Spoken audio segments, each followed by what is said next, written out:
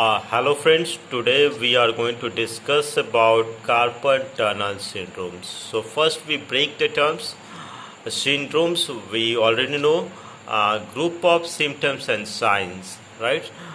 And the carpal tunnel. So how the carpal tunnel actually form?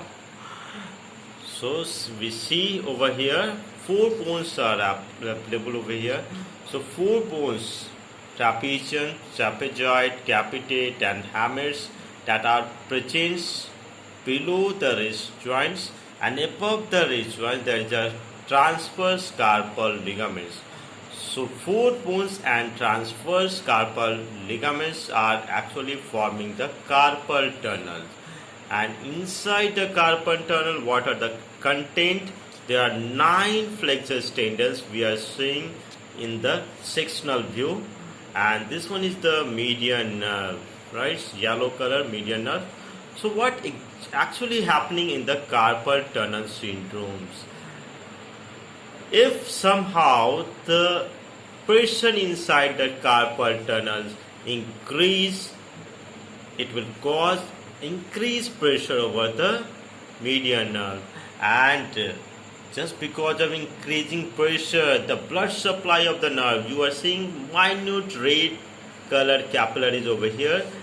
These are the capillaries which are responsible for the nourishment and as well as oxygen supply of the nerves. These are the myelin sheaths. You are seeing these are myelin sheaths. Myelin sheath is made up of swan cell. Basically, they are lipid in nature, and these are the axons, right? So around the axons, you are seeing myelin sheath. So what's happening actually? After increased pressure, the capillaries, there is also increasing pressure over the capillary, that will decrease the flow of median nerves, right? So just because of decreased flow of blood flow, there is less supply of nutrient as well as oxygen to the median nerve.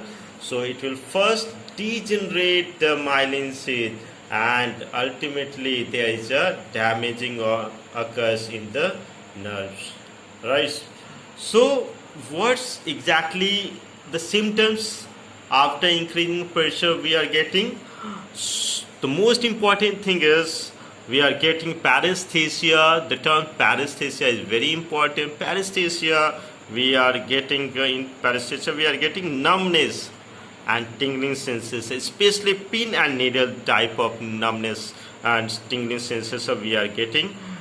And the patient usually say in front of doctors or medical professionals, if they are shaking their hand, they are getting relief, right? And if they are doing, if they are maintaining the wrist joint in normal neutral positions, they are also getting relief, right? Apart from tingling and numbness sensation, if this carpal tunnel syndrome is untreated, it may cause weakness in the median nerve distributions, right? So we should also go through the median nerve courses. See, anterior part of the arms, this is the yellow median nerves coming from the anterior part of the arms. It is piercing the flexus group of forearm, right? It is piercing the flexus groups of forearm. These are the flexus muscles, and below the below the transverse carpal ligaments, it is median nerves is distributed in 3 fingers: thumb, index fingers and middle fingers, and half of the ring fingers. You see, this one is thumb, index fingers, middle finger and half of the ring finger, that is supplied by the median nerve, right? So what actually increased pressure inside the carpal tunnel, right? So most important thing is if there is a repetitively wrist extensor, it may cause swelling of the median nerve. You see there is a swelling inside the median nerve that is red color. If you are doing repetitively wrist extensions, it will stress the median nerves and cause swelling in the median nerve. What other causes may increase the carpal tunnel pressures or stress the nerve or increase the pressure over the median nerve? That is edema.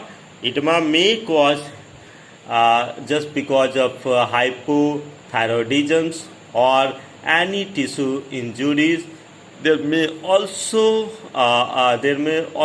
some cases we are getting in case of congestive heart failure or during pregnancy. Also there is increased pressure inside the carpal tunnels, which may increase pressure over the median nerve, right?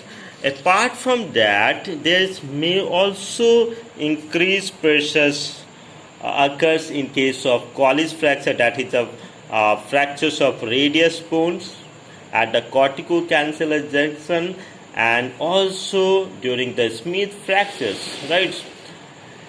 And in some congenital disease, we are also getting increased carpal tunnel pressures, in which if somehow the size of the carpal bones decrease, definitely it may cause less space available for the median nerves. So the size or the space of the carpal tunnel will reduce, and just because of that, the content of the flexor tendon will maintain, but it will cause more pressure on the median nerves. And if somehow the flexor tendons are also getting swelling, means if there is a swelling of tendinosynovitis, or if there is a increased size of tendons synovium, it may also cause increased pressure over the median nerves, right? So what are the treatment part for carpal tunnel syndromes, right? So carpal tunnel syndromes, for treatment parts, first one is the important thing is the rest part. We should maintain the wrist neutral positions by using splint, night splint. We can use like a night splint, right? It's better to wear night splint that will maintain wrist in neutral positions, as well as we can also use rest, or we should respect rest for that time, right? Apart from that, we can also go for the anti-inflammatory medication and diuretics, right? And if the symptoms are worsening day by day, then at the last alternative we can also use steroid injections, right? But before that, we should also think for the work simplifications. We should also think for the occupational therapist treatments and physiotherapies, because they give a better results specifically in that cases. Thank you so much.